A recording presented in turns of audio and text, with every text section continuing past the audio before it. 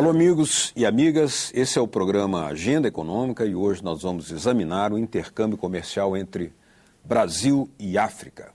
O comércio entre Brasil e África cresceu 416% em 10 anos, compreendido o período de 2002 a 2012. Além do crescimento bruto, os países africanos aumentaram também o volume de absorção das exportações brasileiras. Em 2002, cerca de 3,9% das exportações verde-amarelas destinavam-se ao continente africano. 10 anos mais tarde, esse volume cresceu para 5% do total exportado. Qual o potencial de cooperação que a África representa para o Brasil? Quais seriam as possibilidades para as empresas brasileiras na região?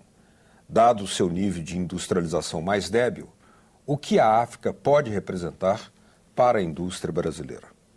Para nos falar sobre o tema intercâmbio comercial entre Brasil e África e as perspectivas desse relacionamento, o convidado do programa Agenda Econômica de hoje é o professor da Universidade de Brasília, José Flávio Sombra Saraiva, especialista em relações internacionais. Participa do programa o jornalista Ronaldo Martins. Professor, muito obrigado por ter aceito o nosso convite aqui, é uma satisfação tê-lo conosco. Nós gostaríamos de iniciar traduzindo esses números, porque eles apontam para várias leituras, vários significados. 416% de crescimento em 10 anos, como é que o senhor começaria abordando isso? Em primeiro lugar, por uma dimensão que é do lado de cá do Atlântico Sul. Houve, e se percebe, uma vontade política de mover parte da internacionalização das empresas brasileiras e a ampliação do raio de ação do Brasil no campo das relações econômicas internacionais para o Atlântico Sul. Este é um movimento endógeno, que parte do Brasil. Por outro lado, há que se considerar o fato de que a cota elevou-se, como gosta de dizer Delfim Neto, a essa região do mundo, que era certamente a última região de grande inserção econômica no sistema global. A África, nessa década, do 2002 a 2012, manteve um padrão importante de crescimento anual do PIB, em torno da faixa de 6%, 5,7%, faz o FMI em suas últimas contas, revê alguns economistas a 6,2%. Portanto, há uma elevação histórica, econômica, de produção de riqueza no continente africano, de 54 países com modelos econômicos, políticos, os mais diversos, mas cresceu. E isto, então, tem um significado extraordinário, porque se há 5 décadas de existência dos Estados modernos africanos, essa, em 5 décadas, é a única de crescimento constante, se não sustentável, pelo menos sustentado ao longo de uma década. Então, isso é um fenômeno importante da economia política global da primeira década do século XX, XXI, que se desenha na terceira década. E o último elemento, que me parece extraordinário a notar, é que isso coincide com a elevação da Ásia, no que tange à centralidade econômica que vem adquirindo o sistema chinês e seus satélites, a inclusão do Japão em uma máquina maior de crescimento do lado Ásio-Pacífico, que não é apenas um aspecto econômico, político, é também a possibilidade de aproximar-se de regiões que têm potencialidades de consumo interno, investimentos estruturais para a infraestrutura e, evidentemente, um excelente parque para o intercâmbio comercial, né, para o que o Brasil aproveitou e desejou realizar, como eu disse, do lado de cá, onde, sem dúvida, a maior beneficiária dessa elevação e do próprio comércio é a China. O senhor colocou aí 3 fatores, né, do aumento desse comércio e destacou essa vontade, essa intencionalidade do Brasil. Isso tem aberto possibilidades para as empresas brasileiras se inserirem no continente africano? E como tem sido feita essa inserção das nossas empresas lá? Qual pode ser o impacto disso na via contrária? A presença da empresa brasileira na África, tanto as antigas empresas voltadas para o comércio propriamente, e que brilharam algumas delas nos anos 70 e 80, as chamadas empresas de movimento do produto industrial brasileiro, da Embratel, do passar Volkswagen. Quer dizer, o Brasil já tinha uma certa cultura de participação do comércio africano, que chegou a ter, no fim do governo Figueiredo, parte do governo Sarney e quase na transição para o Fernando Henrique, a proporção de 6, 7, chegou a 10% da pauta comercial do Brasil durante 5 anos seguidos, com essa troca, que foi um momento extraordinário daquele ciclo conclusivo do nacional desenvolvimentismo brasileiro. Então, há uma memória, e algumas dessas empresas que estão presentes já estiveram em importantes investimentos na infraestrutura africana, particularmente após as independências dos países de língua portuguesa na África, como a Odebrecht. As grandes construtoras. As grandes construtoras, empreiteiras estiveram, de fato, já naquele momento. Então, há uma certa memória. Se hoje formos aos parques de investimento e de desenvolvimento infraestrutural, de aeroportos e estradas em Angola, observaremos que alguns dos velhos gerentes e condutores daquelas obras estiveram antes. Então, há um aspecto importante que eu digo que antecede o novo ciclo, que eu chamo da vontade política, que eu resumo com a era Lula. Em alguma medida coincidiu e fez parte, e em alguma medida puxou esse movimento. Então, isto é significativo, é estrutural. Agora, a característica é ainda das grandes empresas, e sobretudo as 4 empreiteiras, a mineradora e a petrolífera.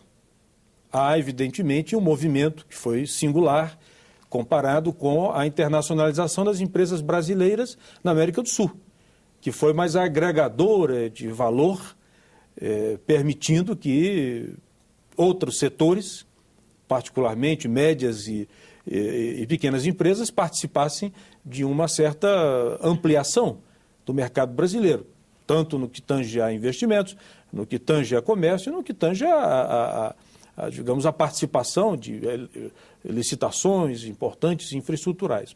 Então, na África, o que eu noto, e esse é um desafio já para essas empresas, é a penetração da pequena e média empresa. Sobretudo um país que é bastante marcado, em parte do seu PIB, o Brasil, pela existência dessas empresas. Então, acho que o segundo ciclo, após esta ampliação importante e o aumento efetivo de volume e valor, né? Certamente teria que ser e poderia ser a experiência dessas empresas. Porque elas estão ávidas por internacionalização e a África importa quase tudo o que consome e exporta quase tudo que não consome. Portanto, há um mercado extraordinário para a indústria brasileira e que está sendo praticamente todo ocupado pela substituição que os produtos europeus fizeram, em parte americano, pelos produtos chineses. Então, há uma necessidade de agregação de valor à presença brasileira, tanto na pauta comercial, porque você falou bem sobre os números, mas ao detalharmos esses números, observamos que a nossa agregação de valor para a África é relativamente modesta na própria exportação. Então, o movimento foi positivo e, em alguma medida, reconhecemos que houve vontade política interna, o momento foi propício, há outros parceiros, mas o Brasil ainda tem pela frente um enorme caminho na África e esse caminho é a da exportação de produtos industriais com algum valor agregado e produtos e empresas que se espalhariam naquelas sociedades africanas que têm o desejo de construírem um país parecido, os países parecidos com o nosso. É preciso estar perto daquelas cidades, das pequenas cidades, das aldeias. Foi esse o campo ocupado pelos comerciantes chineses. Esse aspecto que o senhor está tratando é muito importante a gente aprofundar mais tarde, mas talvez haja um aspecto que anteceda, que é o seguinte: esse crescimento do intercâmbio comercial Brasil-África, ele se deu em boa medida, o senhor já mencionou isso, em razão de uma decisão de Estado, uma vontade política, especialmente no período compreendido 2002-2012. O que leva alguns especialistas a fazer a seguinte advertência: atenção, ainda não há uma dinâmica de mercado que permita que esse processo tenha uma sustentabilidade naquelas leis próprias do mercado.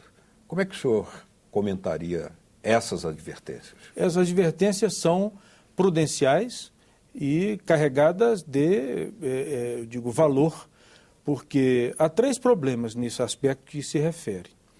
Uma memória cultural de difícil negócio na África, que em alguma medida exige um certo salam aleikum e exige movimentos que não estariam, digamos, na ideia do fair play e nem no fair trade.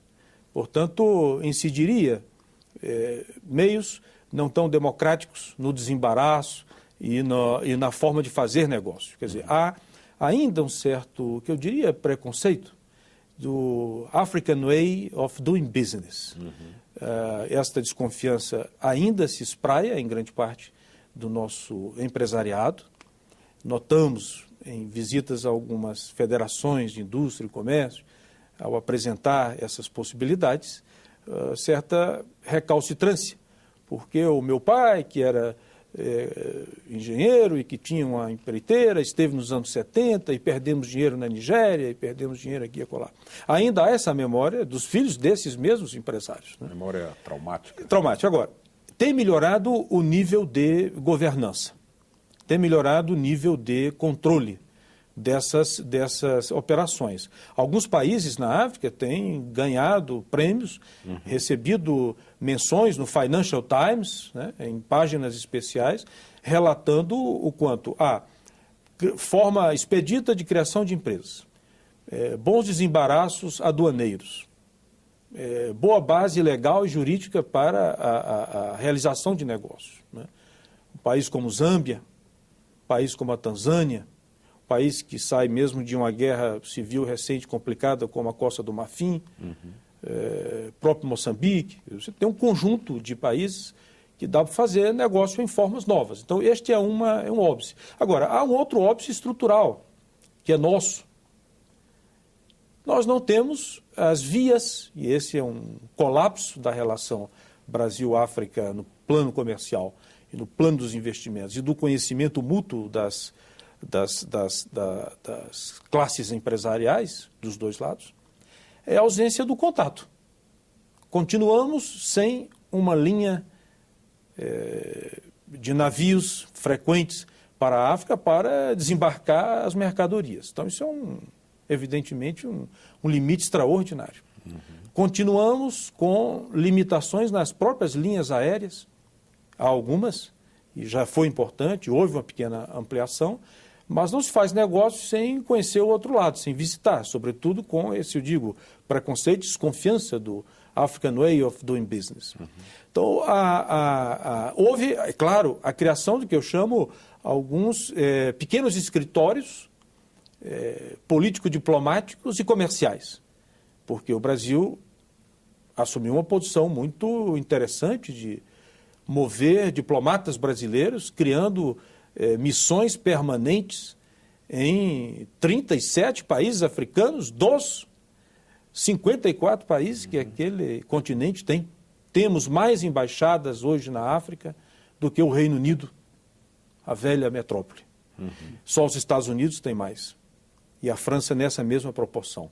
Significa que essas missões diplomáticas não estão lá apenas para conversar sobre o voto da OMC para o Roberto, né?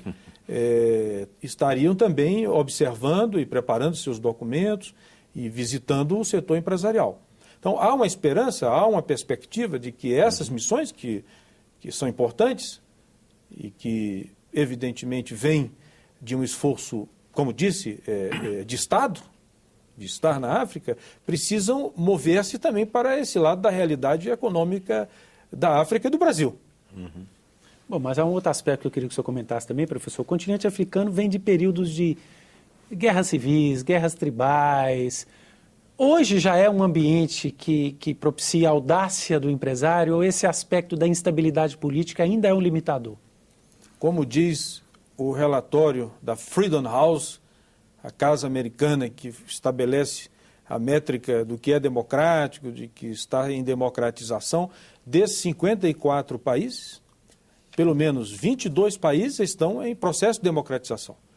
Esses países já têm uma burocracia de jovens, da quarta geração de africanos, de jovens que foram estudar nos Estados Unidos, no Brasil, pelos programas PEC, pela África, pela outros países mais avançados, e eles são os diretores dos bancos centrais e dos ministérios comerciais. Há uma nova geração. E há uma esperança de que os meios e a maneira com que essa juventude, que também vai às praças Tahrir e outros cantos, se animem com uma nova programação bastante mais transparente das contas e do negócio. Então, isto é que está sendo percebido por vários setores econômicos no Brasil, e alguns que não falam muito e não dizem muito, mas que estão ensaiando, e há balanços já bastante positivos de algumas empresas do Nordeste ao Sul do Brasil. No próximo bloco, a Agenda Econômica vai examinar aqui o saldo negativo na balança comercial em relação ao Brasil e também a presença dos BRICS como um fator que ajudaria ou, em certo sentido, poderá até complicar para os objetivos brasileiros lá na África. Continue no Agenda Econômica.